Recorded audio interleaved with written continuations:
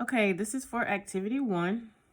In activity 1, you're just going to be practicing drawing light lines versus dark lines.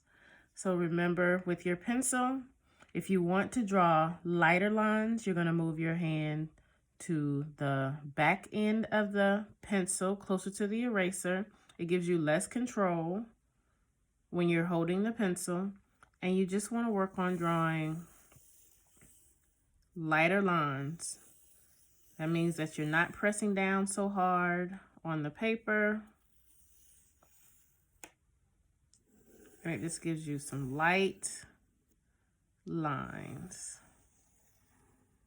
All right, this will help later on when you're learning how to sketch. All right, next, if you're gonna shift over and start drawing darker lines, then you wanna move your hand closer to the pencil lead end of your pencil, so closer to the lead, and that way you have a lot more control, so your pencil doesn't flop around like it did before when you were holding it at the back. You have a lot more control this way. Remember, you can anchor your hand onto your picture plane, onto your paper, and that just gives you more control, either your hand or just like your pinky. Just lay it down on the paper and it helps you have more control, and then you can make nice, neat, dark lines.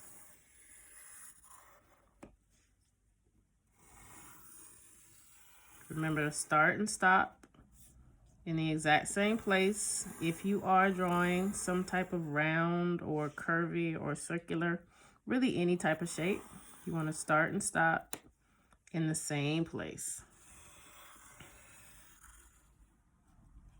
So this is just for practice. Trying to get better and better at drawing nice, clean lines. All right.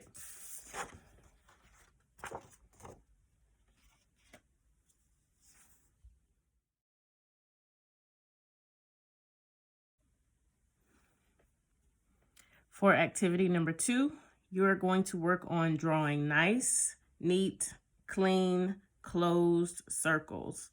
When I say nice and neat, I mean that you are going slow.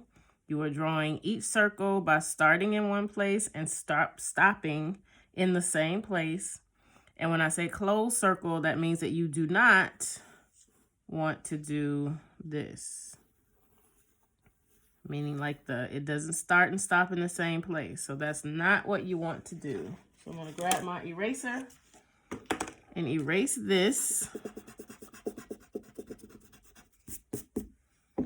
because I do want to make nice, neat, closed circles. You're going to do 25 of them. So you gotta count up to 25. It doesn't matter if you make them overlap. You can make them float. You can make them run off the edge of the page. So this is called bleeding, when you make it bleed off the edge of the page. But you just want to draw enough. You can make them small. You can make them large.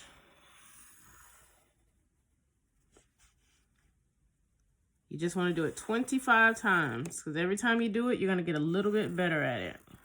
Slow down. You don't need to go real fast. Just really working on starting and stopping in the same place if you have a closed shape. Let's see how many I have. 1, 2, 3, 4, 5, 6, 7, 8, 9, 10, 11, 12, 13, 14. All right, I'm going to keep going. Some tiny ones, some larger ones,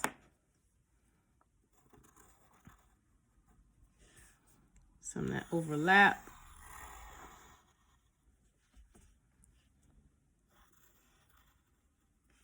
And I just keep going until I get to 25.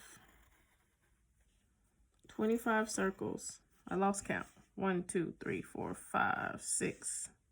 1, 2, 3, 4, 5, 6, 7, 8, 9, 10, 11, 12, 13, 14, 15, 16, 17, 18, 19, 20, 21. 4 more. 1, 2, big one, 3, 4. So that's my 25 circles. All of them aren't perfect, but each time I do it, I get a little bit better and better at drawing nice, neat shapes.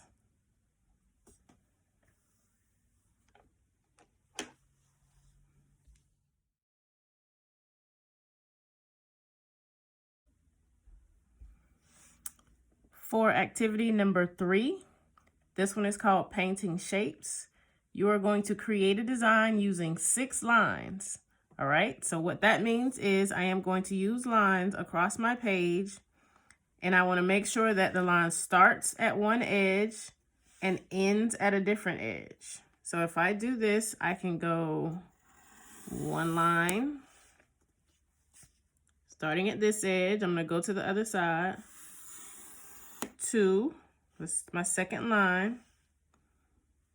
I can go 3,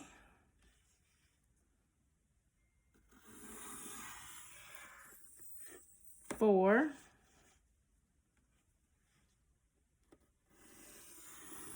5, and I'm gonna, let's see, 6. So when I do that, I end up with a line design on my page.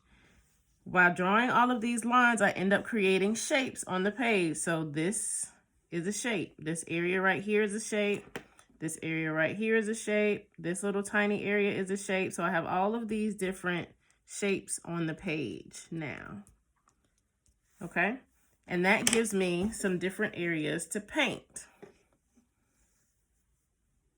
So we're going to use the same painting techniques that we used before, and we're going to paint each of these shapes. So for this exercise, you're really working on drawing nice, neat lines, and you're working on your painting process, being able to stay in the lines. Remember, don't paint 2 shapes that are next to each other. So if I paint this shape, then if I paint this shape up here, then I don't want to paint this shape or this shape or this shape next because they're right next to each other. I need to let this one dry before I paint the shapes that are right next to it. All right, and you're just going to repeat that process until you have the whole thing done. So for the painting part, we're going to do that as a time-lapse video.